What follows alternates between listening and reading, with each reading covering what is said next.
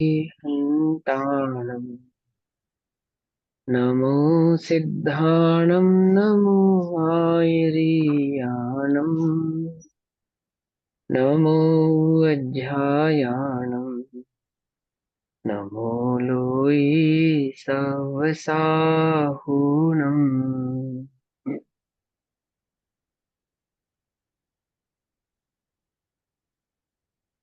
ओंकारं बिंदु संयुक्तम् नित्यं ध्यायन्ति योगिनः कामदं मोक्षदं चैव ओंकाराय नमो नमः।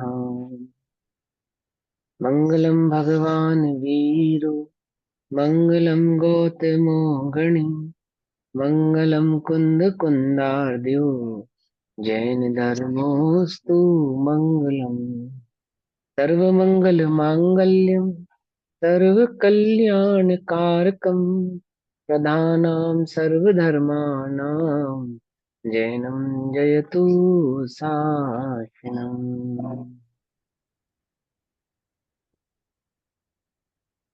नमः समय साराय सानुभूत्य चकासते चित्स्वभावाय भावाय सर्वभावान्तरच्छिदे।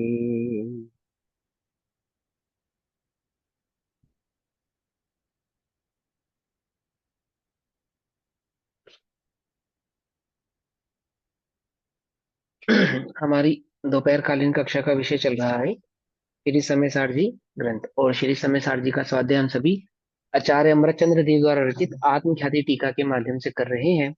आत्मख्याति टीका में पुण्य पाप अधिकार पेज नंबर 240 240 पेज नंबर, और गाथा नंबर 147 147 नंबर की गाथा का भाव हमें आज पढ़ना है। क्या समझाया आचार्य देव ने अभी तक कि ज्ञानी जन राग और पुण्य और पाप को एक जाति का जानकर उसका त्याग कर देते हैं।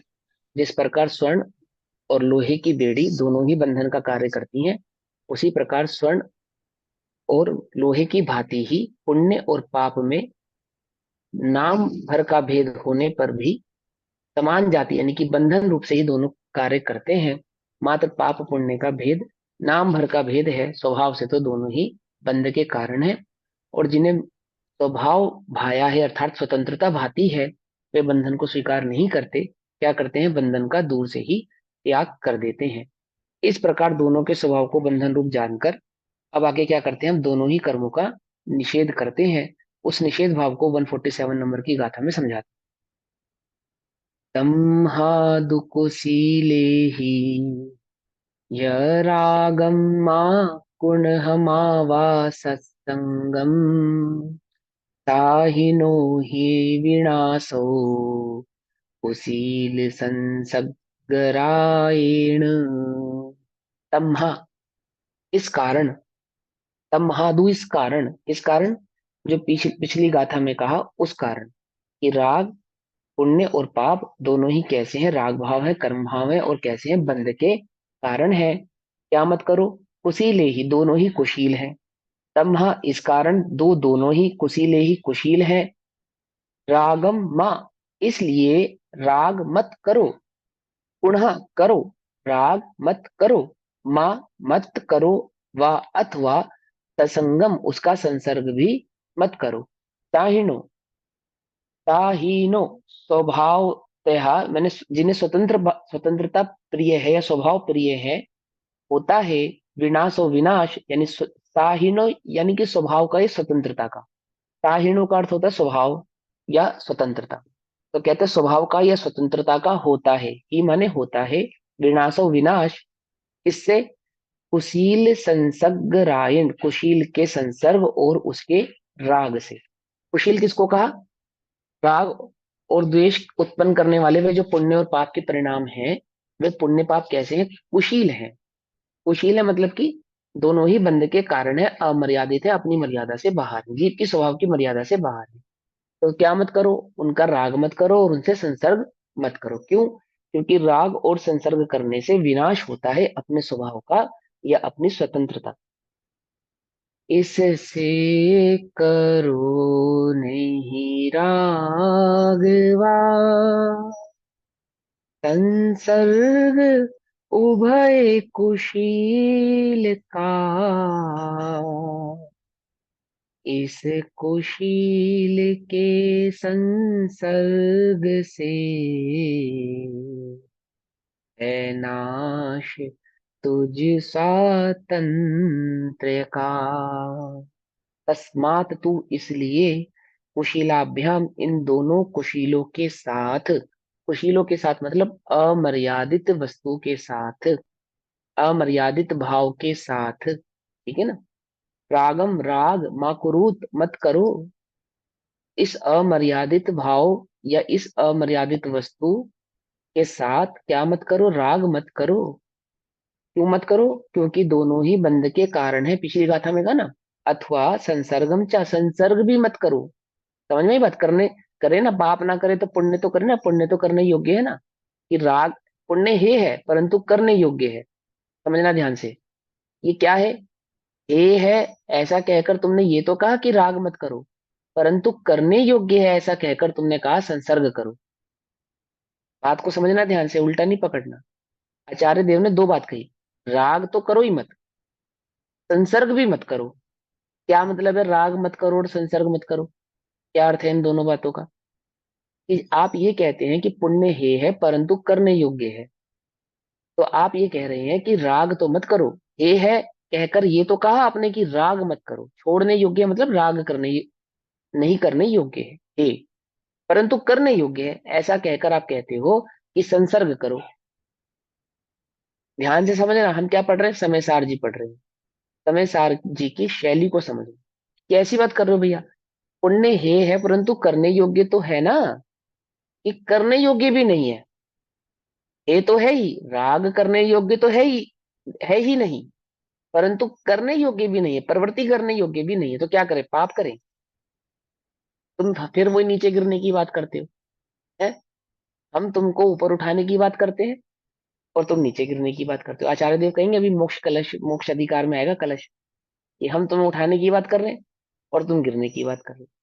कि हम जब तुमसे कह रहे हैं कि राग मत करो, संसर्ग मत करो, यानी पाप और पुण्य दोनों ही मत करो, राग से भी मत करो, प्रवृत्ति से भी मत करो, तो करें क्या? कि बोले एक स्वभाव का आनंद लो, एक विशुद्ध भाव करो, एक विशुद्ध भाव में प्रवृत्तो, उसी उसी में प्रवृत्ति करो, वही करने योग्य है। क्या कहा? एक विशुद्ध भाव। क्या नाम दिया था उस विशुद्ध भाव को हमने कल की परसों की कक्षा में? शुद्धोपयोग। समझे? हाँ, याद रखो करो। शुद्धोपयोग ही करने योग्य है। संसर्ग मतलब शुद्धो, प्रवृत्ति होता है। हाँ, संसर्ग माने प्रवृत्ति करना, उसके साथ रहना, आचरण करना। संसर्ग उसका साथ रहना, उसके नजदीक रहना, उसके पास रहना, है ना। अब नजदीक रहना, पास रहना मतलब उस रूप प्रवृत्ति करना। संसर्ग मत करो, ठीक है ना, मत करो संसर्ग, मैंने उसके साथ भी मत रहो, उसके साथ भी मत रहो। तो किसके साथ रहें? कि शुद्धोपयोग के साथ रहो, शुद्धोपयोग करने का ही उद्यम करो। जिसे तुम पुण्य प्रवृत्ति कहते हो कि पुण्य तो करना ही पड़ेगा, ये संसर्ग मत करो। हमें तो एकमात्र शुद्धोपयोग ही करना है। शुद्धोपयोग आर्थ, शुद्धोपयोगार्थ अर्थात शुद्धोपयोग को प्रकट करने के लिए तुम जो भी प्रवृत्ति कर रहे हो करते रहो, परंतु यह जानकर नहीं कि यह करने योग्य है। क्या जानकर? कि शुद्धोपयोग ही एकमात्र करने योग्य है, शुद्धोपयोग ही एकमात्र प्रवृत्त करने योग्य है, प्रकट करने योग्य। में स्वाध्याय कर रहे हैं, किस लिए कर रहे हैं? क्योंकि स्वाध्याय करने योग्य है ना, इसलिए कर रहे हैं ना, इसलिए कर रहे हैं कि शुद्ध शुद्धोपयोग उपयोग के प्रकट बाद करने बोलने योग्य लगे है। हैं। शुद्धोपयोग हमें प्रकट करना है इस हेतु से। आचार्य देव क्या कर रहे हैं? आचार्य ग्रंथ लिख रहे हैं, क्या कह रहे हैं? कि मुझे ग्रंथ नहीं लिखना है, ग्रंथ लिखने हेतु ग्रंथ नहीं लिखता हूं मैं, शुद्धोपयोग प्रकट करने हेतु यह परिणति कैसी है? व्यभिचारिणी है। क्यों? ये जो बार बार इस पुण्य भाव में जाके लग जाती है, मुझे प्रिय नहीं है। मुझे तो एक शुद्धोपयोग ही प्रिय है। हाँ, शुद्धोपयोग प्रिय है, इस हेतु से जब वहां उपयोग नहीं टिकता है तो मैं यहाँ आता अवश्य हूँ, परंतु इसमें रमण करने के लिए मैं यहाँ आता नहीं हूँ। मुझे तो एक शुद्धोपयोग ही भाया है, वहां जाने हेतु, वहां जाने हेतु यहाँ कुछ देर रुकता हूँ और फिर वहीं जाता हूँ। पकड़ में बात? तो इस बुद्धि से आते हैं यहाँ पे, कि हम इस बुद्धि से तो आते ही नहीं कि हमें ये करना है, हम तो शुद्धोपयोग की बुद्धि से ही यहाँ आते। क्यों करते हैं हम स्वाध्याय? कि स्वाध्याय करने योग्य है कि नहीं? एक शुद्धोपयोग ही करने योग्य है। शुद्धोपयोग प्रकट करने हेतु हम स्वाध्याय भी करते हैं, परंतु स्वाध्याय करने हेतु नहीं करते। क्या करा? असल में देव पूजा, गुरु उपासना, स्वाध्याय, संयम, तप और दान, षट कर्माणि दिने दिने श्रावक को करने या चाहिए। हाँ, करते हैं, करने भी चाहिए। क्यों करने चाहिए? क्योंकि शतावश्यक करने चाहिए इसलिए करते हैं? नहीं, क्योंकि शुद्धोपयोग करने योग्य है। उस शुद्धोपयोग को प्रकट करने हेतु, हेतु ये क्या है? हेतु के हेतु है। क्या है? देव पूजा, गुरु उपासना, स्वाध्याय, संयम, तपोदान क्या है? शुद्धोपयोग प्रकट करने के हेतु के हेतु है। पकड़ में ही बात? नहीं समझ में? कारण के कारण है। प्रिय के प्रिय भी प्रिय होते हैं, हम उनका अभिनंदन करते। किसने लिखी है? अभय कुमार जी पंडित जी ना, देवलाली वाले, आदरणीय अभय कुमार जी, उन्होंने लिखा। जिन्हें मोह भी जीत ना पाए, वे परिणति को पावन करते। अपनी परिणति को, शुद्धोपयोग परिणति को पावन पवित्र कौन करते हैं? जिन्हें मोह भी जीत नहीं पाता, है ना। और फिर क्या कहते हैं वो? कि प्रिय के प्रिय भी प्रिय होते हैं। हमें क्या प्रिय है? शुद्धोपयोग प्रिय है, एक अपना स्वभाव प्रिय है। और इस प्रिय के जो प्रिय होते हैं, यानी इस प्रिय को और जो जन प्रिय लगते हैं, या जो उसको प्रिय, जिन्हें ये प्रिय लगती है, ये परिणति, तो शास्त्र, स्वाध्याय, देव पूजा, गुरु उपासना, स्वाध्याय, संयम, तप, ये क्या है? इन्हें भी शुद्धोपयोग ही प्रिय है। इन्हें कोई, दान को कोई दान प्रिय है ऐसा नहीं, देव पूजा को कोई देव को पूजा प्रिय है ऐसा नहीं, देव को भी शुद्धोपयोग प्रिय है। स्वाध्याय में भी किसकी चर्चा है? शुद्धोपयोग की चर्चा है। दान भी क्या है? शुद्धोपयोग की ओर ले जाने हेतु है, कषाय पाप आदि का दान। कुछ समझ में ही बात नहीं? समझ, ओ सॉरी, कषाय पाप आदि का त्याग। तप, तप भी क्या है? शुद्धोपयोग में, शुद्धोपयोग प्रिय है, तप को भी शुद्धोपयोग ही प्रिय है। अभी कहेंगे आचार्य देव, अभी इसी इसी गाथा में, आगे आने वाली गाथाओं में आपको समझाएंगे कि किसका तप तप है, किसका व्रत व्रत है, अभी बतलाएंगे। तो व्रत को क्या प्रिय है? तप को क्या प्रिय है? कि शुद्धोपयोग प्रिय है। दान को क्या प्रिय है? कि शुद्धोपयोग प्रिय है। संयम को क्या प्रिय है? कि शुद्धोपयोग प्रिय है। गुरुओं को क्या प्रिय है? हम गुरुओं की सेवा करते हैं, तो गुरुओं को क्या प्रिय है? कि शुद्धोपयोग प्रिय है।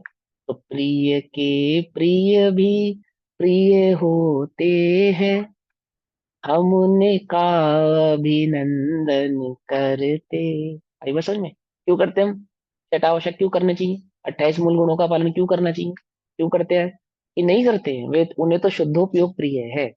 वे तो शुद्धोपयोग के हेतु से जो बने सो करते हैं। कुछ बात समझ में आई? तो क्या नहीं, आचार्य क्या कह रहे हैं यहाँ पे? कि पाप और पुण्य दोनों को कुशील जानकर, अमर्यादित जानकर, दोनों का ही क्या कर दो? दोनों का ही साथ छोड़ दो। अब अभी पकड़ना है ना बात, कि हमें पुण्य है, परंतु परिवर्तन योग्य तो है ना? कि नहीं, परिवर्तन योग्य भी शुद्धोपयोग ही है, अन्य कुछ नहीं है।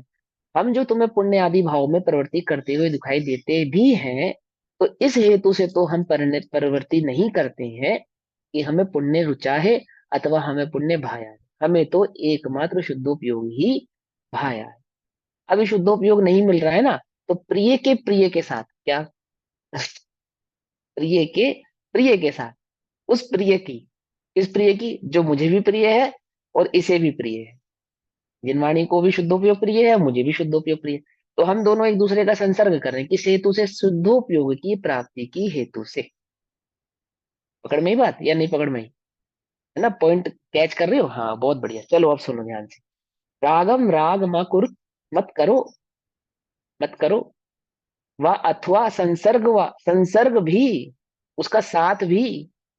अभी तो आपने कहा कि प्रिय के प्रिय प्रिय होते हैं, कि हम इसलिए थोड़ी इसके साथ है कि हमें इसका साथ चाहिए। हमें तो शुद्धोपयोग प्रिय, साथ तो हमें उसी का चाहिए। हम तुम्हें इसके साथ दिख भी रहे हैं ना, तो यही हमारा लालच समझ लो आप। तो क्या है? कि हमें शुद्धोपयोग का संसर्ग करना है, इस हेतु से हम इसका संसर्ग करते हुए दिखाई भर दे रहे हैं, कर नहीं रहे हैं। क्या समझे? क्या समझ में आई बात? कि ये व्यवहार बुद्धि, व्यवहाराभासी है ना जो, वो क्या कर रहा है? तो पुण्य का संसर्ग कर रहा है, पुण्य से राग कर रहा है। निश्चयभाषी क्या कर रहा है कि उसने पुण्य को हे जानकर उससे राग तो छोड़ दिया, उसका संसर्ग भी नहीं कर रहा, लेकिन प्रियवर को नहीं पहचाना। इसको नहीं पहचाना, प्रियवर को नहीं पहचाना। तो प्रियवर को नहीं पहचानने के कारण क्या कर रहा है कि जो प्रिय से अति दूर ले जा रहा है, जो प्रिय से अति दूर ले जा रहा है, जो प्रिय का भी प्रिय नहीं है उसका संसर्ग कर बैठा। पकड़ में बात? जो प्रिय का भी प्रिय नहीं है, स्वाध्याय तो प्रिय का प्रिय है, लेकिन अस्वाध्याय प्रिय का प्रिय भी नहीं है। पकड़ में बात? संसर्ग भी मां मत करो, कि क्योंकि कुशील संसर्ग रागेण, अर्थात कुशील के साथ संसर्ग और राग करने से, राग करने से और संसर्ग करने से, यानी उसका साथ चाहने से, उसके साथ रहने से क्या होता है? स्वाधीन विनाश, स्वाधीनता का नाश होता है, स्वभाव का नाश होता है, स्वाधीनता का नाश होता है, स्वरूप का नाश होता है। नाश होता है अर्थात छूट जाता है। नाश हो जाता है का मतलब ये नहीं कि अस्तित्व मिट जाता है, नाश हो जाता है अर्थात छूट जाता है। वह स्वभाव, शुद्ध उपयोग, शुद्ध परिणति क्या हो जाती है? छूट जाती है। कब कब? इस कुशील का संसर्ग करने से छूट जाती है। जिस प्रिय के साथ हम संसर्ग कर रहे थे, वह संसर्ग हम छोड़ने को ही बैठे हैं, आतुर हैं, आतुर हैं। कब? कि जैसे ही प्रिय आए, जैसे ही प्रिय आए तो क्या करेंगे हम? तुरंत छोड़ देंगे और प्रिय के नजदीक चले जाएंगे। और जो इनका संसर्ग लेकर बैठेगा, इनका साथ करके बैठेगा, वो क्या करेगा?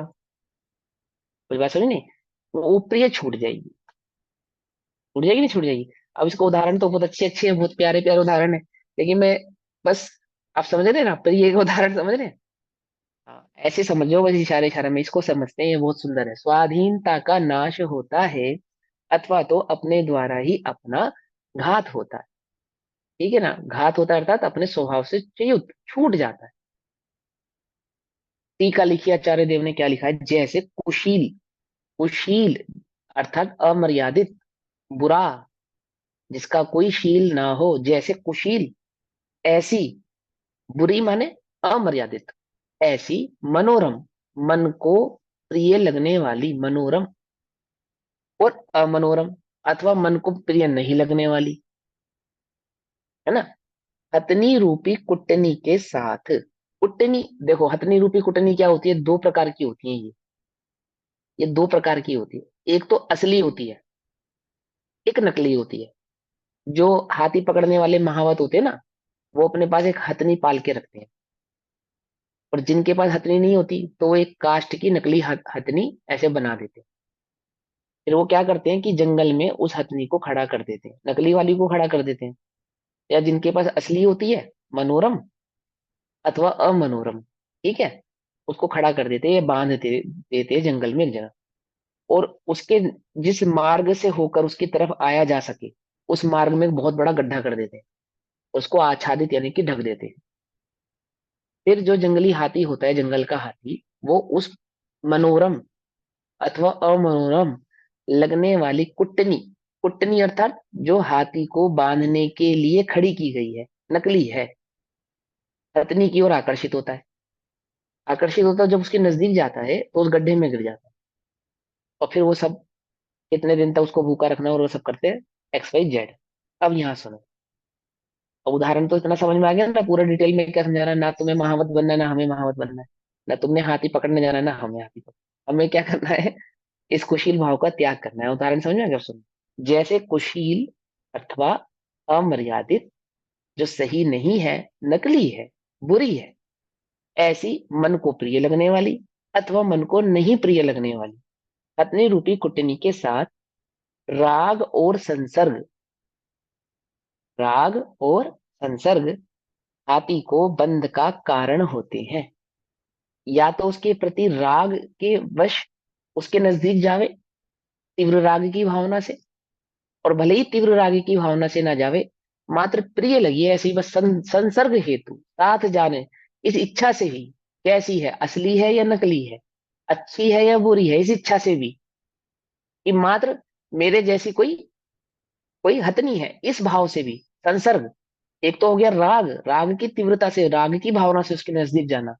एक, राग नहीं होते हुए भी संसर्ग की भावना से यदि उसके नजदीक जाने की वे कोशिश करता है, तो क्या होता है?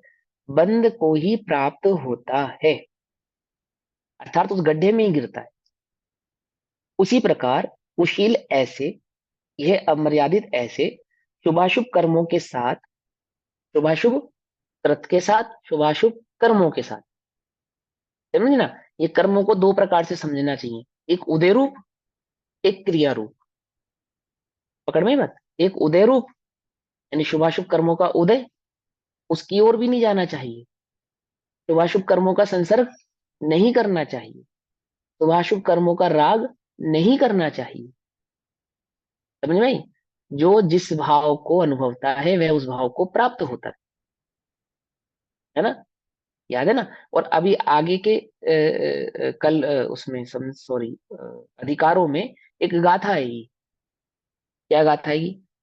जो जानता, जो शुद्ध जाने आत्म को, वह शुद्धता को प्राप्त हो। अविशुद्ध जाने आत्म को, अविशुद्धता को प्राप्त हो। समझे? मैंने जो जैसा जानता, अब जानने का अर्थ अनुभव से समझना। ये ज्ञान दर्शन चारित्र तीनों अनुभव रूप ही होते हैं। ज्ञान दर्शन चारित्र को हम भेद करके समझाते हैं कि जैसा जाना, जैसा जाना वैसा माना, वैसा माना, परंतु जानना और मानना दोनों एक साथ ही होते हैं। समझे नहीं समझे? जानना और मानना एक साथ ही होते हैं। और जो माना उसमें स्थिर रहा, यानी कि वह चारित्र। तो वो डिटेल आपको हम पहले समझा चुके हैं, उसमें हम ज्यादा नहीं जा रहे। अभी यहाँ पे हमें बात को समझना है कि जो शुद्ध जाने आत्मा को, अर्थात जो आत्मा को शुद्ध अनुभव करता है, जो शुद्ध आत्मा के स्वभाव में अनुभव रहता है, अनुभव यानी कि स्थिर रहता है, अनुभवशील रहता है, वह शुद्धता को प्राप्त होता है, सिद्धत्व को प्राप्त होता है। और जो अविशुद्ध जाने आत्मा को, अर्थात जो आत्मा के अमर्यादित भाव, ऐसे राग द्वेष आदि परिणामों में जो आत्मा में रिफ्लेक्ट होते हैं ना, अज्ञान भाव में ही अनुभव करता है, अपने अज्ञान भाव का ही अनुभव करता है।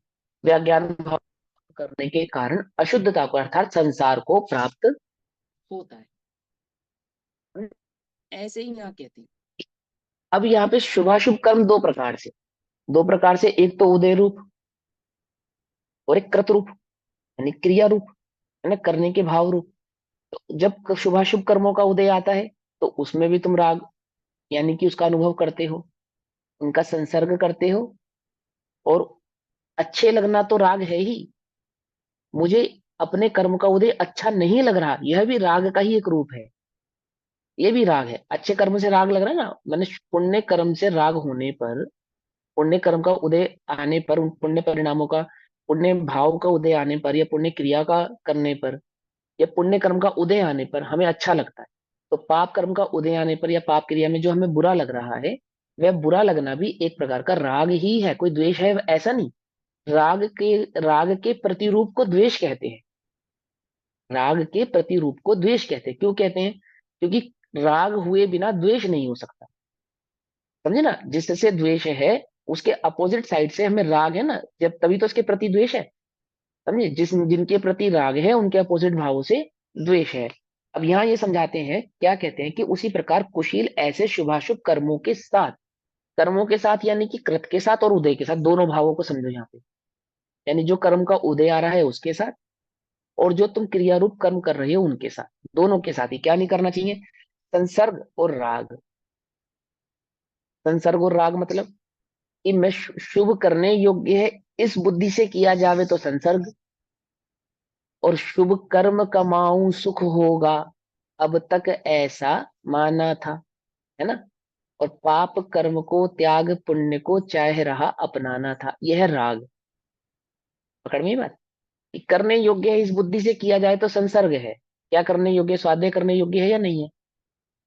फिर रिपीट करें ना उस शेर को, कि शुद्धोपयोग करने योग्य है, तो स्वाध्याय करें या नहीं करें? कि शुद्धोपयोग के हेतु से ही करते हैं, स्वाध्याय के हेतु से नहीं करते।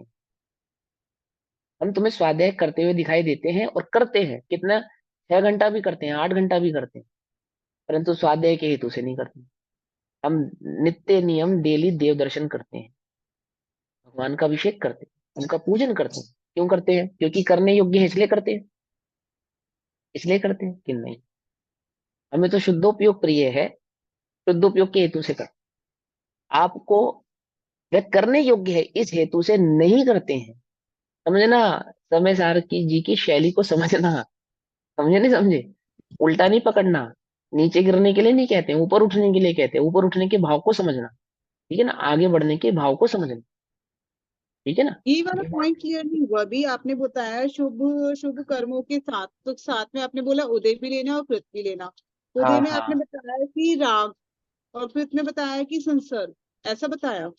नहीं, उदय नहीं, उदय में भी राग और संसर्ग, और क्रतों में भी राग और संसर्ग, ठीक है। करने योग्य है, करता हूं, ये राग है।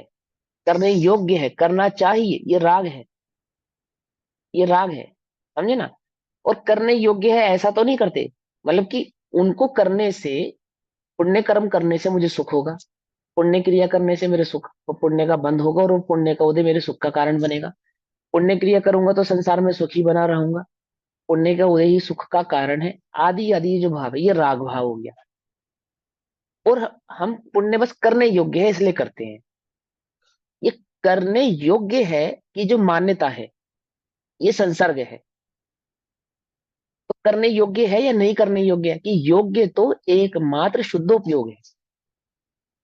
और शुद्धोपयोग करने हेतु का हेतु, समझे ना, हेतु का हेतु हम तुम्हें पुण्य रूप से करते हुए, पुण्य भाव को करते हुए दिखाई तो देते हैं, करते नहीं है। अंतर समझ में आ रहा है नहीं आ रहा है? अंतर समझ रहे हैं? करने के लिए नहीं करते हैं, शुद्धोपयोग, हम तो शुद्धोपयोग के लिए बैठे हैं। बोलो अभी हम स्वाध्याय क्यों कर रहे हैं? ये स्वाध्याय करने होंगे, 1 घंटा स्वाध्याय कर लेंगे, वो तो कोई दिक्कत नहीं। सूक्ष्म ज्ञान बढ़ाने के लिए बैठे हैं। किस लिए बैठे हैं? कि हमें सम्यक दर्शन की प्राप्ति हो, हमें शुद्धोपयोग की प्राप्ति हो, हमें आत्म अनुभव की प्राप्ति हो, इस हेतु से करते हैं। जब तक लक्ष्य आत्म अनुभव का नहीं बनाओगे, तब तक स्वाध्याय क्या है? व्यर्थ है। हम स्वाध्याय क्यों करते हैं? स्वाध्याय करना चाहिए। अरे भैया स्वाध्याय नहीं करेंगे तो क्या करेंगे? अपन जैनी है। और ये जिनवाणी किसके लिए लिखी गई है? हमारे लिए तो लिखी गई है। हम नहीं पढ़ेंगे तो कौन पढ़ेगा? अब बताओ, जिनवाणी भी नहीं पढ़ेंगे तो बताओ जिनवाणी लिखने का क्या फायदा हुआ? आचार्यों के इतने श्रम का क्या लाभ हुआ? दिव्य ध्वनि किसके लिए खिरी थी? हमारे लिए तो खिरी थी। क्योंकि दिव्य ध्वनि खिरी है इसलिए हम सुनते हैं, क्योंकि जिनवाणी लिखी है इसलिए हम पढ़ते हैं, है ना। हमें शुद्धोपयोग करना है। हम शुद्धोपयोग करने के हेतु से जिनवाणी भी पढ़ते हैं, परंतु जिनवाणी पढ़नी चाहिए इसलिए नहीं पढ़ते हैं, शुद्धोपयोग के हेतु से पढ़ते हैं। कुछ बात समझ में आई या नहीं समझ में आई? पढ़ने के बिल्कुल पीछे समझ कोई में आ तो रहा प्रयोजन होना चाहिए ना। है? हाँ, वो वजन किसके ऊपर है आपका? आपका, हमें 1 घंटा स्वाध्याय के लिए निकालना है, क्यों निकालना है? अब भैया 24 घंटे के पाप में 1 घंटा पुण्य का तो निकालना ही चाहिए। अब 1 घंटा भी नहीं स्वाध्याय करेंगे तो व्यर्थ है ये जीवन। मनुष्य भव की सार्थकता है, क्या सार्थकता है? ये 4-5 घंटे स्वाध्याय प्रतिदिन करे, तो ये मनुष्य जीवन की सार्थकता है ना या नहीं है? बोलो भैया, क्या है सार्थकता? अपने कारण ही गलत संबंध को है। जानना, उसके नजदीक पहुंचना, वो सार्थकता है। ये इस नजदीक पहुंचना भी सार्थकता नहीं है, अनुभव प्रकट करना। रत्न का ये हो अनुभवी पालन, होकर ना सभी जो उसके पास है ना। पहुंचेंगे, जानेंगे, वो समझेंगे। अंत में समाधि, क्या है समाधि? समाधि किसको होती है? बोलो, बाल तप वाले को समाधि होती है, पंडित तप वाले को समाधि होती है?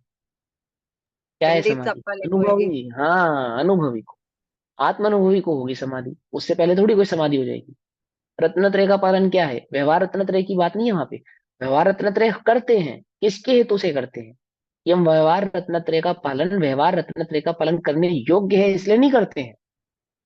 हमें तो निश्चय रत्नत्रय, हमें दर्शन ज्ञान चारित्र, यानी कि लीनता, शुद्धोपयोग, शुद्धोपयोग को निश्चय रत्नत्रय कहते हैं। हम तो निश्चय रत्नत्रय करते हैं। व्यवहार में भले ही तुम्हें व्यवहार रत्नत्रय का पालन करते हुए दिखते हैं, सो दिखो, परंतु हम तो व्यवहार के रत्नत्रय का पालन नहीं करते। आचार्य भी कुंद कुंद देव कहेंगे अभी आपसे, क्या कहेंगे? प्रतिक्रमण विष कुंभ है, अप्रतिक्रमण अमृत कुंभ है। क्या कह रहे हैं वो आपसे? उसको विष कुंभ कहेंगे, करते हो विष कुंभ है। हम नहीं करते हैं, हम प्रतिक्रमण नहीं करते हैं। हम तो उसे विष कुंभ मानते हैं। ओ, हमें तो शुद्धोपयोग ही भाया है। मैं आपको क्या कह रहा हूँ, समय सार जी की शैली को समझो, तो वह समय सार पचेगा भी, समझ में भी आएगा नहीं तो क्या हो जाएगा, अपच हो जाएगा। अपच हो जाएगा, अपच हो जाएगा मतलब या तो निश्चयभाषी हो जाएगा, या स्वच्छंदी, स्वच्छंदी और व्यवहाराभासी हो जाएगा। या तो इससे इतना राग करेगा कि निश्चयभाषी हो जाएगा, और या फिर इससे इतना बैर करेगा कि व्यवहाराभासी हो जाएगा। अरे धर्म से प्रिय होगा, धर्म का प्रिय लगेगा तो की बात है ना। समय सार को बुरा कहने वाले कौन है, बोल कहते नहीं लोग, ये समय सारियां हैं, समय सार पढ़ते हैं, समय सार के भाव को नहीं जानते, आदि आदि। और समय सार ग्रस्तों को नहीं पढ़ना चाहिए, और उसको नहीं पढ़ना चाहिए, और ऐसे नहीं पढ़ना चाहिए, और इन बुद्धि वालों को नहीं पढ़ना चाहिए, आदि आदि जितने भी रिस्ट्रिक्शन है क्यों लगाए जाते हैं। क्योंकि वे समय सार में किसको लक्ष्य रखा गया है, उस लक्ष्य की दृष्टि ना करके अलक्ष्य को ही जो दृष्टि में रखते हैं, है ना, उनको क्या होता है, उनको इस ही प्रकार का अपच होता है। ठीक है भाई, समझ में। विषकुंभ है, तो अब इस समय आचार्य अमरचंद्र देव से पूछे, हम आचार्य कुंद कुंद देव से पूछे कि गुरुवर, ये स्वाध्याय विषकुंभ है या अमृत कुंभ है, तो क्या कहेंगे? है? क्या कहेंगे बोलो? वो विषकुंभ कहेंगे उसको, अमृत कुंभ नहीं कहेंगे। क्यों कहेंगे? कि भैया वो तो खुद ही कह रहे हैं कि हम लिखना नहीं चाहते, वो तो खुद ही कह रहे हैं ये बात, है ना। अब आपने बढ़िया हमें क्या कर दिया, स्वतंत्र कर दिया, आजाद कर दिया। हम तो सोच रहे थे कि मनुष्य जन्म की सार्थकता है कि 4-5 घंटे स्वाध्याय करें, ये तो सार्थकता ही थी, है ना। अब हमारी ये सार्थकता तो है नहीं, तो हमें पढ़ने की आवश्यकता ही नहीं है। कि भाई फिर वही बात, तुम नीचे नीचे गिरने की बात सोचते हो। तुमने अभी भी लक्ष्य को दृष्टि में नहीं लिया है, समझे नहीं समझे। रत्नत्रय का हो पालन, हो अंत में समाधि, शिव राम प्रार्थना यह जीवन सफल बनाओ। क्या है जीवन की सफलता, जीवन की सार्थकता? कि मुझे वह रत्नत्रय अर्थात वह शुद्धोपयोग की प्राप्ति हो। उस रत्नत्रय यानी कि उस शुद्धोपयोग की प्राप्ति के हेतु से, हेतु के हेतु में प्रवृत्ति करता हुआ मैं भले ही दिखाई देता हूं, परंतु हेतुओं के हेतु तो क्या प्रवृत्ति करने योग्य नहीं है, संसर्ग करने योग्य नहीं है, मेरा लक्ष्य नहीं है, ये मेरे लक्ष्य में नहीं है। पकड़ में आई बात? अभी समझो कि क्या करते हैं, कर्मों के साथ राग और संसर्ग बंध के कारण होने से, ओहो, क्या कर रहे हैं अभी हम, बंद कर रहे हैं या नहीं कर रहे हैं? बंध का कारण, बंध के कारणों में बैठे हैं हम। ये शुभोपयोग है ना, शुभ साध्य करना, तो बंध का कारण है ना ये, है या नहीं है? तो हम बंध के कारणों में, बंध के कारणों से बैठे हैं क्या? ये ना हम बंध के कारणों में बैठे हैं, और ना बंध के कारण से बैठे हैं। हम तो निर्बंध होने के लिए तुम्हें भले ही बंध के कारणों में बिठाए बैठे दिखाई देते हो, परंतु हमें तो एकमात्र निर्बंध होना, स्वतंत्र भाव ही सुहाता है। क्या कहते हैं आचार्य देव? बंध के कारण होने से शुभाशुभ कर्मों के साथ राग और संसर्ग का निषेध किया गया है। क्यों किया गया है? क्योंकि ये दोनों ही नाश तुझ स्वतंत्रता, तेरी स्वतंत्रता का क्या करते हैं, घात कर देते हैं, नाश करते हैं, अर्थात तुझे बंध की ओर ले जाते। तो हम बंध प्रकट करने के लिए बैठे हैं क्या? कि नहीं, ना हम बंध के कारणों में बैठे हैं। समझना ध्यान से, कारणों में नहीं बैठे हैं हम, तो निर्बंध होने का ही प्रयास एकमात्र कर रहे हैं। अब उस निर्बंधता के प्रयास में तुम्हें हम बंध स्वरूप दिखाई भले ही दे, तो दे, हम तो स्वयं को इस योग्य नहीं मानते, माने यह करने योग्य है ऐसा मानकर तो हम यह कार्य करते नहीं। समझ में आई बात? चटावाचक आदि और गुणस्थान प्रमाण आदि जिस भी प्रकार के आचरण का हम पालन करते हैं, जो हमें करना चाहिए, है ना, ये व्यवहार की शैली, चरणानुयोग की शैली करना चाहिए, तो क्यों करना चाहिए? क्योंकि हमें तो एकमात्र शुद्धोपयोग ही प्रिय है, इसलिए हम हेतु के हेतु में प्रवृत्ति करते हैं, परंतु हेतु के हेतु में प्रवृत्ति करने हेतु से नहीं करते हैं। क्या है हेतु हमारा, लक्ष्य क्या है हमारा? शुद्धोपयोग ही एकमात्र हमारा लक्ष्य है। समझ में आई बात? शुद्धोपयोगी ही एक हमारा कर्तव्य है, शुद्धोपयोगी ही एक हमारा लक्ष्य है। शुद्धोपयोग करने में हर जीव क्या है, स्वतंत्र है, स्वतंत्र है। ठीक। अन्य कोई ध्येय, अन्य कोई ध्यान नहीं है। ठीक है ना, एकमात्र शुद्धोपयोगी ही ध्यान है, वही ध्येय। अब भगवान कुंद कुंदाचार्य स्वयं ही दृष्टांत पूर्वक ये समर्थन करते हैं कि दोनों कर्म निषेध्य है। निषेध्य अर्थात छोड़ने योग्य है, ग्रहण करने योग्य नहीं है, पाबंदी है इन पे, निषेध्य, पाबंदी, नॉट अलाउड। ठीक है ना, नॉट अलाउड क्या है। तो दो गाथा एक साथ कहते हैं, 148 और 149, 148 149। जह नाम को विपुरी सो, पुच्छिस पुच्छीय शीलम जड़म वियाणिता, वज्जदि वज्जेदि तेन समयम संसर्गम राग करणम च, एमेव कम्य पयडी साहावं च कुत्सिदं जानातुं, वज्जित वञ्जत्ति परिहरन्ति यतस्तत्सर्गं सहावरदा। जह नाम, जिस भांति, नाम का अर्थ नाम भी होता है, भांति भी होता है। जह जिस भांति, को कोई, पुरुषो पुरुष अर्थात जीव या पुरुष, कुत्स्य शीलम, कुछ माने कुच्छी माने खोटे, शीलम यानी स्वभाव, है ना, कुच्छशीलम, खोटे स्वभाव वाले, जन्म जानकर, विया नित्या, किसी पुरुष को जानकर, है ना, किसी कुछ कुशील स्वभाव वाले, किसी को जानकर, किसी पुरुष को कुशील स्वभाव यानी खोटे स्वभाव वाला जानकर, वज्जति छोड़ देता है, वज्जेदी छोड़ देता है, मतलब कोई व्यक्ति ये जाने कि ये ठग है, ये बुरा है, या ये मेरे साथ कुछ गलत करेगा या गलत कर सकता है, ऐसा कोई जान जाए, तो क्या करता है, उसका साथ छोड़ देता है, उससे राग छोड़ देता है, राग भी छोड़ देता है और साथ भी छोड़ देता है। जहाँ नाम को भी पूरी सो कुछ शीलम जन्म वियाणिता, जानकर वज्जेदी छोड़ देता है, तीर्णम उसका, समयम अर्थात साथ, समय माने आत्मा भी है, समय यहाँ पे समय माने साथ, संसर्ग, संगम संसर्ग, राग करणम राग करना, च और क्या कर देता है, वज्जती यानी छोड़ देता है, उसका संसर्ग भी और उसके प्रति राग भी। क्या जानकर, उसके खोटे भाव को जानकर कोई पुरुष किसी पुरुष का साथ इसलिए छोड़ देता है क्योंकि वह उसके स्वभाव को जान जाता है कि इसका भाव या स्वभाव कैसा है, खोटा है। तो फिर क्या करता है वो, कि उसके साथ राग तो करता ही नहीं, संसर्ग भी नहीं करता, है ना, दोस्ती भी नहीं रखता, उससे राग भी नहीं रखता, बोलचाल भी नहीं रहती, मतलब राग नहीं है यानी दोस्ती नहीं है, कि बोलचाल तो है कि नहीं है, संसर्ग भी नहीं है, दैट मीन्स बोलचाल भी बंद कर देते हो ना तुम भी किसी से बोलचाल बंद। हाँ, ऐसे बोलचाल बंद हो जाती है।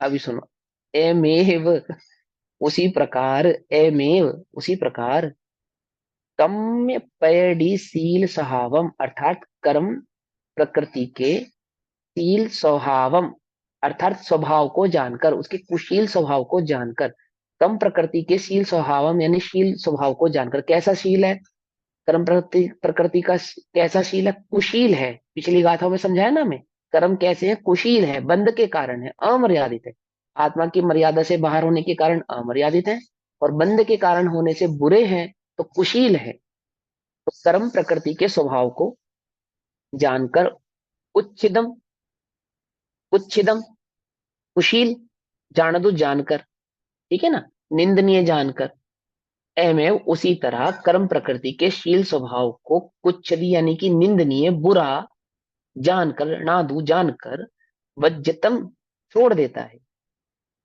छोड़ देता है, परिहरंती क्या करते हैं, राग भी नहीं करता, और तत्संगम उसका संसर्ग भी नहीं करता, ताहा वरदा उसके स्वभाव को जानने वाले, कर्म के स्वभाव को जानने वाले, उसी प्रकार कर्म प्रकृति के बुरे स्वभाव को जानकर, कुच्छिदम जानादुम जानकर, बुरे स्वभाव को जानकर, वंजंती छोड़ देते हैं, परिहरंती अर्थात राग भी नहीं करते, या और तत्संगम उसका संसर्ग भी नहीं करते हैं।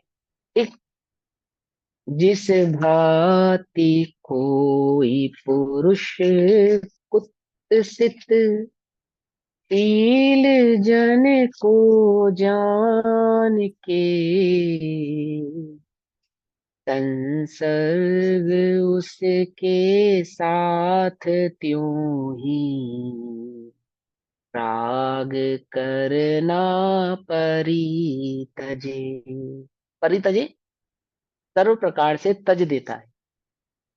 परितजे सर्व प्रकार से, सर्व प्रकार से मतलब कि बोलचाल भी नहीं रखता, संसर्ग। समझे ना, बोलचाल भी बंद, हाय हेलो भी बंद हो गई भैया। अब तो हाय हेलो भी नहीं करनी। क्या? जिस भांति कोई पुरुष कुत्सित शील जन को जान के संसर्ग उसके साथ त्यों ही राग करना परितजे। यो कर्म प्रकृतिशील और स्वभाव कुत्सित जान के निज भाव में रत राग अरु संसर्ग उसका परिहरे।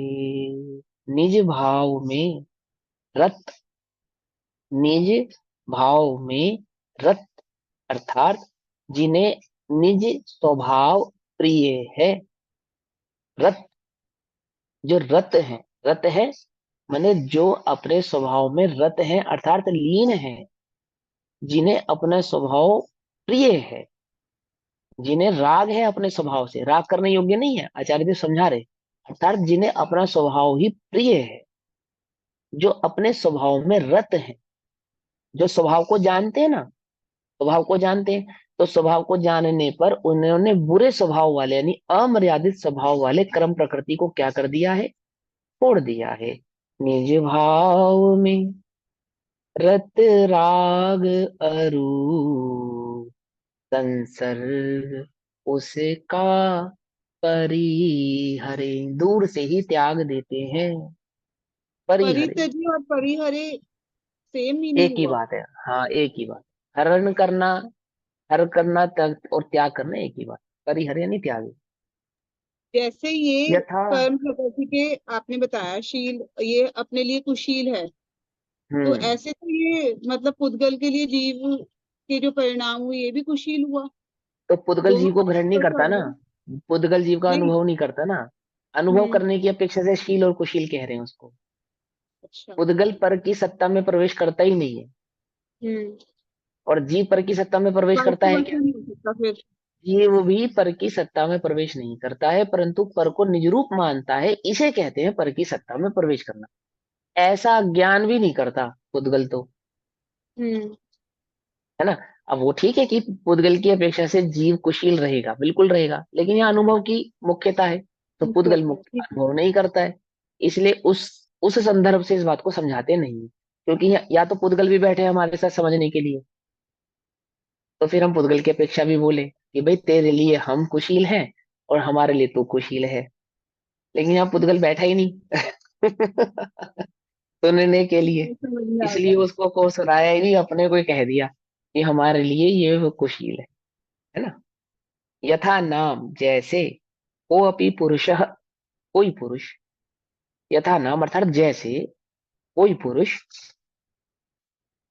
कुत्सित शीलम कुशील अर्थात खराब स्वभाव वाले, जन्म अर्थात जन को या पुरुष, जन को, किसी जन को पुरुष को, विज्ञाय अर्थात जानकर, तेन समकम उसके साथ, संसर्गम च राग करणम अर्थात संसर्ग और राग करना, वज्रयति छोड़ देता है, वर्जयति अर्थात छोड़ देता है ना।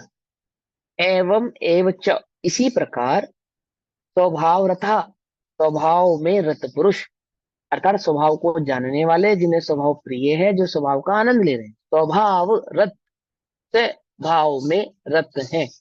रत है मतलब लीन है।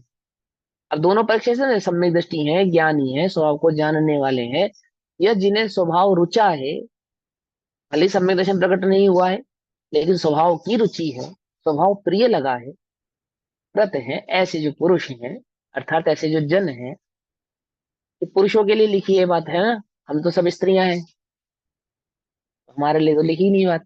ऐसा नहीं है। अच्छा, स्वभाव में रत पुरुष हाँ, पुरुष माने जीव, पुरुष माने आत्मा। कर्म प्रकृतिशील स्वभावम, कर्म प्रकृति के शील स्वभाव को, कुत्सितम, कुत्सित अर्थात खराब, ज्ञातवा जानकर। कर्म प्रकृति के शील स्वभाव को कैसा जाना, इसका शील कैसा है, कुशील है, अमर्यादित, ग्रहण करने योग्य नहीं, खराब है, बुरा है, ऐसा जानकर बंध का कारण है। खराब है, बुरा है, अर्थात बंध का कारण है। क्या है, स्वतंत्रता का विनाशक है ना। जानकर तत्संसर्ग, उसके साथ संसर्ग, व्रजयंती छोड़ देते हैं, परिहंती और राग भी छोड़ देते हैं। संसर्ग भी छोड़ देते हैं, राग भी छोड़ देते हैं। ठीक है ना। यानी उसका साथ भी नहीं करते, राग तो करते ही नहीं, साथ भी नहीं करते, यानी उसकी राग नहीं करते अर्थात उसकी इच्छा नहीं करते। राग नहीं करते अर्थात उसकी इच्छा नहीं करते, उसको पाना एक नहीं चीज चाहते, उसको करना नहीं चाहते, है ना। वे अच्छा नहीं 149 लगता। की ना, 149 की लास्ट लाइन का एक बार भाग फिर से समझा दो। निज भाव में रत राग अरु संसर्ग उसका परिहरे। अब वही तो समझा रहे हैं। निज भाव में जो रत है, अर्थात जिन्हें स्वभाव प्रिय हाँ। है ना। स्वभाव यानी आत्म भाव प्रिय है, ज्ञान भाव प्रिय है ना, रत्नत्रय प्रिय है ना, अनुभव प्रिय है। स्वभाव में रत पुरुष, स्वभाव में रत पुरुष। अब रत का अर्थ लीन भी होता है, तो यानी कि जिनको सम्यक दर्शन प्रकट हो चुका है, या आत्मा के आनंद को जो सेवन कर रहे हैं, उनको तो है ही। परंतु जिन्हें सम्यक दर्शन प्रकट नहीं हुआ है, परंतु उन्हें सम्यक दर्शन प्रकट करने की रुचि है, अर्थात हम्म। आत्म अनुभव करने की रुचि है, या आत्मा का स्वभाव जिन्हें प्रिय लगा है, रुचा है, वे ऐसे जन क्या नहीं करते, कर्म प्रकृति के शील स्वभाव को कुत्सित अर्थात खराब जानकर, बुरा जानकर, उसके साथ संसर्ग नहीं करते, अपना नहीं मानते, उसके साथ नहीं चलते, उसकी उस रूप प्रवृत्ति नहीं करते, उसके साथ राग नहीं करते, है ना। अब प्रवृत्ति नहीं करते का मतलब समझ में आया ना, मैं क्या समझाना चाहता हूँ। प्रवृत्ति नहीं करते अर्थात ये करने योग्य है, इस हेतु से नहीं करते। करने योग्य तो एकमात्र शुद्ध उपयोग है, यही भाव को धारण करते हैं, और स्वाध्याय भी करते हैं तो शुद्ध उपयोग को प्रकट करने के लिए ही करते हैं। देव दर्शन, गुरु उपासना, स्वाध्याय, संयम, तप, दान आदि जितने भी व्यवहार चारित्र आदि का पालन करते हुए दिखाई देते हैं, तो व्यवहार चारित्र करने योग्य है, इस हेतु से नहीं करते। उभयभाषी का स्वरूप फिर से पढ़ना, क्या करता है वो, ये व्यवहार में चारित्र करने योग्य है, अंतरंग में सम्यक दर्शन प्रकट करने योग्य है, इस भावना से दोनों ही कार्य को करता है। और आचार्य कल पंडित टोडरमल जी ने वहां इस भाव को स्पष्ट किया कि करने योग्य है ऐसा नहीं, होता है, सहज होता है। करने योग्य तो एकमात्र शुद्धोपयोग ही है। अभी समझ में ना, यहाँ भी पढ़ते हैं, उसको भी पढ़ा है, अब उसके भाव को यहाँ से कनेक्ट करोगे और इसके भाव को वहां से कनेक्ट करोगे तो बहुत अच्छे से समझ में आएगी बात, है ना। ये हमेशा क्वेश्चन खड़ा रहता है अंतर में कि करने योग्य है या नहीं, करने योग्य, करें या नहीं करें,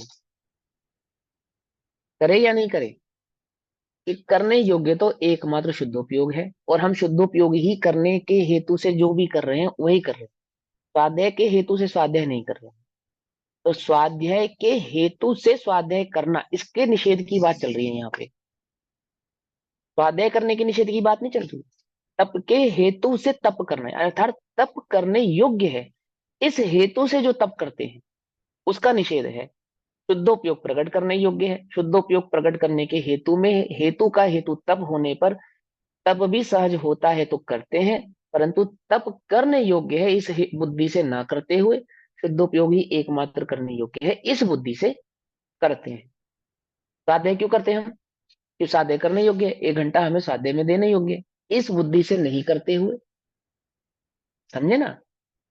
इस बुद्धि से शुद्धोपयोग एकमात्र प्रकट करने योग्य है, मेरा उपयोग बाहर से हटाकर स्वभाव में लाना ही एकमात्र मेरे करने योग्य है, इस हेतु से उसे है ना, बाहर से अंदर लाने के जो मीडियम, अगर स्वाध्याय है तो स्वाध्याय भी कर रहे हैं, परंतु स्वाध्याय के हेतु से ना करते हुए स्वयं अध्ययन, स्वयं आत्म के अनुभव के हेतु से करते हैं। अभी पकड़ में आई बात, नहीं पकड़ में आई? है ना, जैसे अभी अनीता आंटी जी समाइक कर रहे हैं, है ना, समाइक में है ना एक प्रकार से, तो किस हेतु से है? इस हेतु से है कि मेरा नियम है 5-6 समाइक करने का, तो इस हेतु से एक समाइक मेरी इस स्वाध्याय में पूरी हो जाएगी। इस हेतु से करते हैं कि मुझे करनी है, कि जीव हिंसा से बच जाएंगे। चलो, एक पंथ दो काज, स्वाध्याय का स्वाध्याय भी हो जाएगा, समाइक की समाइक भी हो जाएगी। किस हेतु से करते हैं? क्या हेतु है भैया?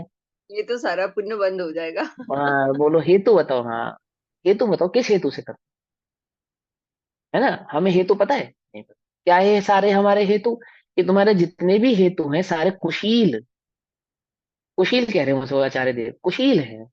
समय पूरा हो जाएगा इस हेतु से करते हैं, नियम पूरा हो जाएगा इस हेतु से करते हैं, करने योग्य है इस हेतु से करते हैं, इस हेतु से करते हैं। जीव हिंसा से बचेंगे इस हेतु से करते हैं, अपन जैन नियम नहीं करेंगे तो कौन करेगा, इस हेतु से करते हैं। महाराज जी ने कहा था इसलिए करते हैं। ओहो, एक शुद्धोपयोग को हेतु से निकालकर अन्य जिस भी हेतु से करते हैं वे सब कुशील हैं। और एक शुद्धोपयोग के हेतु से, हेतु के हेतुओं में अगर हम करते हैं, प्रवृत्ति करते हैं, तो उस हेतु हेतु तो नहीं करते, एक शुद्धोपयोग के हेतु से करते हैं। कंफ्यूजन तो नहीं है ना? हेतु हेतु बहुत ज्यादा हो गया। समझे? नहीं समझे? कौन सा अलंकार है ये? एक अलंकार है ना ये। चलो अभी समझो। और राग छोड़ देते हैं। आगे टीका, जैसे कोई जंगल का कुशल हाथी, कुशल हाथी का मतलब होता है समझदार हाथी, कुशल यानी समझदार, समझदार अर्थात ज्ञानी, ज्ञानी जो अपने कार्य में दक्ष हो, कौशल, कुशल, पकड़ में ही बात। हाथी अपने बंद के लिए निकट आती हुई, अर्थात कुशल क्या है, उसकी समझदारी क्या है, वो जानता है किसको, कुटनी के स्वभाव, कि ये बंद का कारण है, अर्थात ये मुझे पकड़ने की एक चाल है, ऐसा जानकर निकट आती हुई सुंदर मुख वाली मनोरम अथवा अमनोरम हथनी रूपी कुटनी को परमार्थतः, अर्थात परमार्थता यानी स्वभाव से ही जानकर, उसके परम अर्थ को यानी उसके छुपे हुए भाव को पहचान कर, परमार्थ, समझ में, उस हाथी हथनी का परम अर्थ, परमार्थ क्या है, क्या भाव, किस भाव से आई है वो यहाँ पर, क्या छुपा है उसके अंतर में, परमार्थ, पकड़ने के लिए। समझे, निश्चय से, अंदर में स्वभाव से, परमार्थ जानकर, उसको क्या जानता है, उसके स्वभाव को जानकर, बुरी जानकर उसके साथ राग, राग यानी कि वह प्रिय लगे ऐसा तो करता ही नहीं, संसर्ग नहीं करता, संसर्ग भी नहीं करता, मैंने दूर से ही त्याग देता है उसको, कि तेरा तो मेरे नजदीक आना ही क्या है, खतरे की घंटी है। तो जो बात समझे कि मुझे पकड़ पकड़ लेकर, उसे स्वतंत्रता प्रिय है, उसकी कुशलता क्या है, ज्ञानी है, बंधु को बुरा जानता है, स्वतंत्र रहना चाहता है, तो उस हथनी के स्वभाव को जानकर परमार्थ से क्या कर देता है, उसका राग तो करता ही नहीं कि उसकी ओर देखे, उसके आने की इच्छा रखे, इवन यदि वह स्वयं उसके नजदीक आती हो तो उससे दूर जाता है, क्या करता है, उसका संसर्ग नहीं करता। हमें पुण्य चाहिए नहीं चाहिए, पुण्य की इच्छा तो करते हैं ना हम। पुण्य की इच्छा करना यानी संसर्ग करना, पुण्य करने की इच्छा करना वह भी संसर्ग करना, राग करना, इच्छा तो राग ही है। और पुण्य का उदय आवे, पुण्य का उदय आवे इस हेतु से, यह भी इच्छा और संसर्ग अथवा राग है। तो पाप का उदय आवे, कि जब हम पुण्य की ही नहीं कर रहे तो पाप की तो बात ही नहीं है, ना राग ना संसर्ग। हम किसकी बात कर रहे हैं? हम तो शुद्धोपयोग की बात कर रहे हैं, समझे ना? देखो, ज्ञानी गुरु आचार्य देव तो हमें जो तलवार है ना, तो जहां से पकड़नी चाहिए वहीं से पकड़ा रहे हैं, और हम ही बेवकूफ है जो धार की तरफ से उसको पकड़ लेते हैं और अपना हाथ काट लेते हैं। क्या समझे? देखा तुमने? अच्छा, माँ चाकू पकड़ाती है, कहाँ से पकड़ना चाहिए, बच्चों को क्या कहती है जब छोटे होते, काम सिखाती है किचन में, चाकू पकड़ने के लिए कहती, तो अपने हाथ का चाकू बिटिया के हाथ में जब देती है, तो बिटिया उसको धार की तरफ से पकड़ने लगती है, तो माँ डांटती है उसको, नहीं, ऐसे नहीं पकड़ते। कुशल हो जाती है ना, जब वो कुशल हो जाती है तब वो फिर धार की तरफ से भी पकड़े तो कोई दिक्कत नहीं। लेकिन जब वो कुशल नहीं हो तो उसको धार की तरफ से पकड़ने से क्या करते हैं, मना करते हैं। चाकू पकड़ाए तो कैसे पकड़ाए, धार की तरफ से पकड़ के पकड़ाए या पकड़ की तरफ से पकड़ के पकड़ाए? हमने भी जहां से पकड़ा है वहीं से तुम्हें पकड़ाना है। क्या कहा, नहीं समझे? जहां से हमने पकड़ा है, और तुम्हें कहां से पकड़ना है? वहीं से पकड़ना है जहां से हमने पकड़ा है। ऐसा नहीं है कि एक छोर हमने पकड़ा तो दूसरा छोर तुम पकड़ोगे, ऐसा नहीं। कुछ बात समझ में नहीं है? यानी हम तुमको जिस भाव से समझाते हैं, जिस हेतु से समझाते हैं, आचार्य कहते उस हेतु को समझो ना। हम तुम्हें पुण्य का निषेध करते तो तुम पाप प्रवृत्ति की बात करते हो। अरे हम तुम्हें शुद्धोपयोग की तरफ से पकड़ा रहे हैं, शुद्धोपयोग की तरफ से पकड़ो।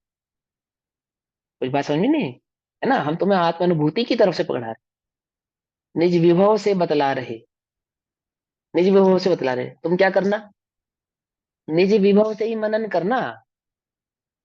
ही नहीं थी ये शर्त कि हमने अनुभव से बतलाया है, और तुम इसको प्रमाण कहां से करना, अनुभव से प्रमाण करना।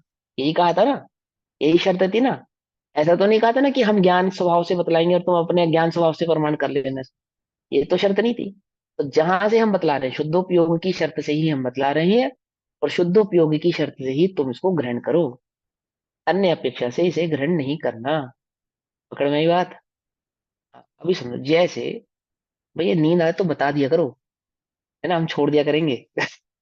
जैसे कोई जंगल का कुशल हाथी अपने बंद के लिए निकट आती हुई सुंदर मुख वाली मनोरम अथवा अमनोरम पत्नी रूपी कुटनी को परमार्थतः बुरी जानकर उसके साथ राग तथा संसर्ग नहीं करता, इसी प्रकार आत्मा अरागी ज्ञानी होता